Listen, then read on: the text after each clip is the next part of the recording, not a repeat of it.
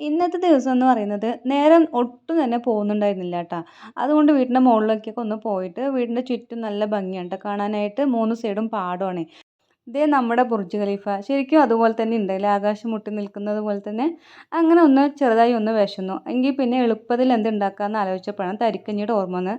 അത് ഉണ്ടാക്കിക്കൊണ്ടിരിക്കുന്ന സമയത്താണ് മോൻ വിളിച്ചത് ട്ടാ. അങ്ങോട്ടൊന്ന് പോയിട്ട് വരുമ്പോഴേക്കും ഇതായിരുന്നു ട്ടോ അവിടുത്തെ അവസ്ഥ. ക്യാമറ ഓണാക്കി വെച്ചിട്ടാണ് പോയത്. അതുകൊണ്ടാണ് ട്ടോ വീഡിയോയിൽ ഇത് കിട്ടിയത്.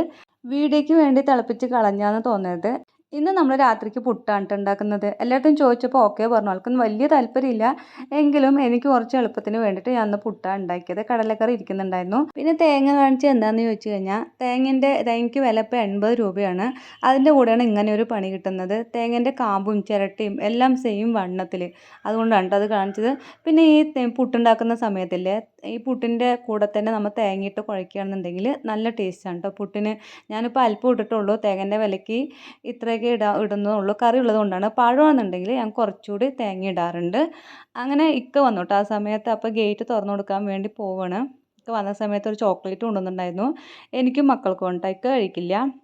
അങ്ങനെ എനിക്കും മക്കൾക്കും ചോക്ലേറ്റ് കൊണ്ടുവന്നു. ചെറുതാണെങ്കിലും സ്നേഹത്തോടെ തരുന്നതല്ലേ. അതുകൊണ്ട് പിന്നെ ഒന്നും മിണ്ടിയില്ല കേട്ടോ. അങ്ങനെ ഇന്നത്തെ രാത്രിയത്തെ വീഡിയോ ഇതൊക്കെയാണ്. Okay all by.